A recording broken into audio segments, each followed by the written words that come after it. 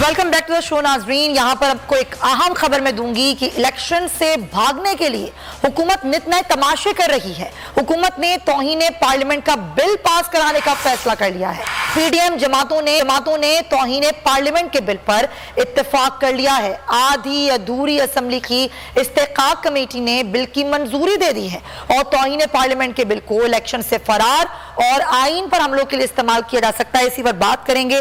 Bureau chief Islamabad Siddique जान हमारे साथ हैं। सिद्दीक, अजीब मामलात हैं कि आज अदालत ये पूछती है कि कौमी असम्बली में जब आपने प्रैक्टिस एंड प्रोसीजर बिल पेश किया, मंजूर किया, उसके मिनट्स दें, वो तो आप दे नहीं सके। अब आप तौहीन पार्लियामेंट का बिल जो है वो मंजूर कराने की जो है वो इत्तेफाक राय कर रहे हैं। इस पर देखिए, अभी इसको मंजूर तो नहीं किया गया लेकिन इस पे इत्तेफाक राय जरूर हो गया है और इस पे मुशावरत जो वजारत कानून के साथ है, इब्तदाई मुशावरत मुकम्मल कर ली गई है।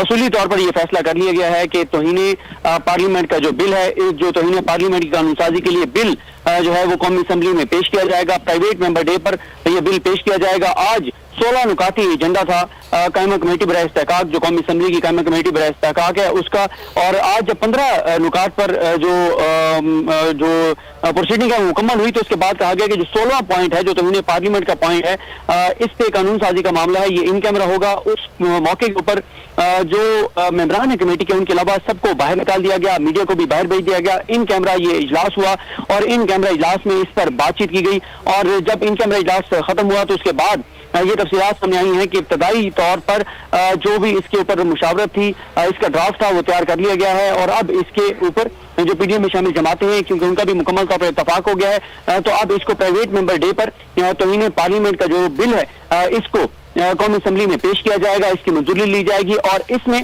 अभी तक हुकूमत की तरफ से मुकम्मल तफसीलात तो सामने नहीं आ सकी कि इसमें सजा क्या तजवीज़ की जाएगी, लेकिन ये जरूर बताया जा रहा है कि इसमें लिखा जाएगा कि ये हर पाकिस्तानी पर ये लागू होगा। यानी उसमें ये भी हुकूमती ज़राए कह रहे हैं, जो इनका प्लान भी है कि ये अगर इसमें कोई तौहीन पार्लियामेंट का मामला किसी जज से मुतालिक होगा तो उसको भी जो है वो इस्तेहकाक कमेटी में तलब किया जा सकेगा।